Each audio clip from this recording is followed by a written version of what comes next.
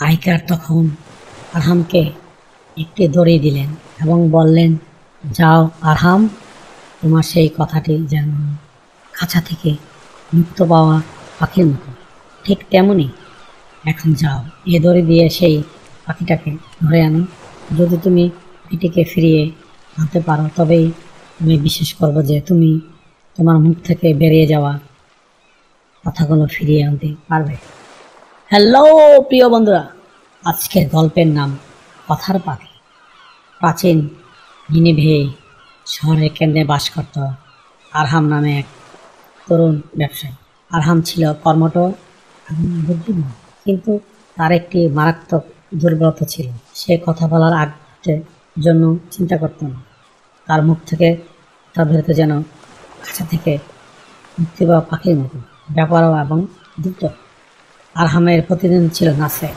নাসের ছিল শান্ত ধীর, কিন্তু সে আরহামের মতো দ্রুত বুদ্ধিমান ছিল না। একদিন আরহাম ও নাসের শহরের সবচেয়ে বড় মশলার চুক্তি সম্পাদনের জন্য এসেছিল। এই চুক্তির উপর নির্ভর করেছিল আরহামের সারা বছরের লাভ। দীর্ঘ আলোচনার পর সব শর্ত স্থির হল। নাসের যখন চুক্তিতে সই করতে উদ্যত হলো, ঠিক তখনই আরহাম নিজের শ্রেষ্ঠত্ব জাহির করার সুযোগ পেল। একটি নিষ্ঠুর হাসি হেসে বলল, নাসের, তুমি শুধু এই চুক্তিটি করতে পারো কারণ আমি তোমাকে সুযোগ দিয়েছি।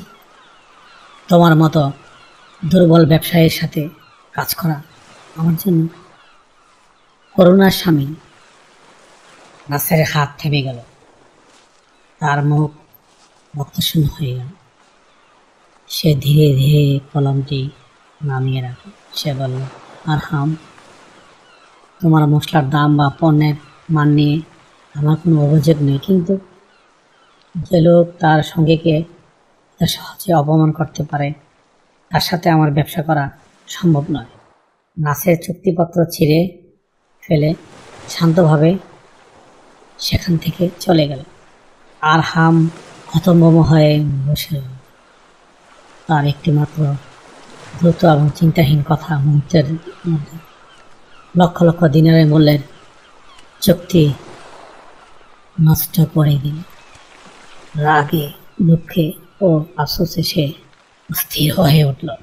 সে ছুটে গেল নাসেরের কাছে মিনতি করে ক্ষমা চাইতে। ভাই নাসের, দয়া করে আমার কথা বলে যাও, আমি ভুল করেছি। ওই কথাগুলো আমি বলতে চাইনি, আরহাম কেঁদে বলল। নাসের শান্ত স্বরে উত্তর দিল, আরহাম, আমি তোমাকে ক্ষমা করে দিয়েছি, কিন্তু আমি তোমার কথাগুলো ভুলতে পারি না। জানো তো, মুখ থেকে একবার বেরিয়ে যাওয়া কথা হলো কাছা থেকে বেরিয়ে যাওয়া পাখির মতো, যাকে তুমি আর ফিরে নিতে পারবে না। হতাশ হয়ে আরহাম ছুটে গেল তার গুরু জ্ঞানী আহিকার কাছে, যিনি তখন বাগান দেখছিলেন। আরহাম কেঁদে কেঁদে সব খুলে বলল। আহিকা সব শুনে মৃদু হাসলেন। তিনি কখনো উপদেশ না দিয়ে শুধু বললেন, এসো আরহাম, তোমাকে একটি জিনিস দেখায়। আহিকা তাকে একটি সুন্দর সোনালি রঙের খাঁচার কাছে নিয়ে গেলেন। খাঁচার ভিতরে একটি মনমোহন টিয়া পাখি বসেছিল। আহিকার টিয়া পাখিটির খাঁচার দরজা খুলে দিলেন। আরহাম, দেখো, বলে আহিকা দরজাটি খুলে দিল।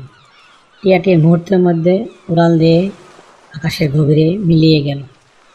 আহিকা তখন আরহামকে দড়ি দিলেন, বললেন, যাও আরহাম, তোমার সেই কথাটি যেমন খাঁচা থেকে মুক্তি পাওয়া পাখির মতো, ঠিক তেমনি এখন যাও, এই দড়ি নিয়ে সেই পাখিটিকে ধরে আনো। তুমি যদি পাখিটিকে ফিরিয়ে আনতে পারো তবে আমি বিশ্বাস করব তুমি তোমার মুখ থেকে বেরিয়ে যাওয়া কথাগুলো আবার ফিরিয়ে আনতে পারো। আরহাম দড়ি হাতে আকাশের দিকে তাকালো। টিয়া পাখিটি তখন শুধু একটি ছোট্ট বিন্দু মতো দেখাচ্ছে, যা ধরার কোনো উপায় ছিল না। আরহাম মাটিতে হাঁটু গেড়ে বসে পড়ল। সে বুঝতে পারল তার কথাগুলো ঠিক সেই পাখির মতোই অস্তিত্ব চলে এসেছে, সেগুলোর জন্য মুক্ত হয়ে গেছে। সেগুলো কোনো মূল্য বা পরিণতি আর অস্বীকার করা যাবে না।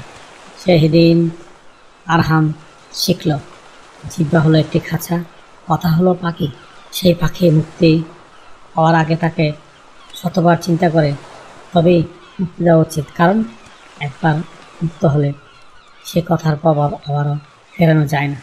আইকা বললেন, তুমি ধনী হতে পারো, বুদ্ধিমান হতে পারো, কিন্তু তোমার জিহ্বাকে নিয়ন্ত্রণ না করলে তুমি সবসময় ধৈর্য থাকবে। তাই সবসময় কথা বলার চেয়ে নীরব থাকাই শ্রেয়। যদি তোমার মনে কোনো কটু কথা আসে। আরহাম সেদিনের পর থেকে নীরবতাকে সম্মান করতে শিখল এবং তার জিহ্বাকে সবচেয়ে বিশ্বস্ত কর্মচারী বানিয়ে তুলল। হ্যালো বন্ধুরা, এই গল্পটি তোমাদের কেমন লাগলো কমেন্টসের মাধ্যমে নিচে জানিও। আবারও দেখা হবে অন্য কোনো গল্পে। Thank you for watching. Please subscribe.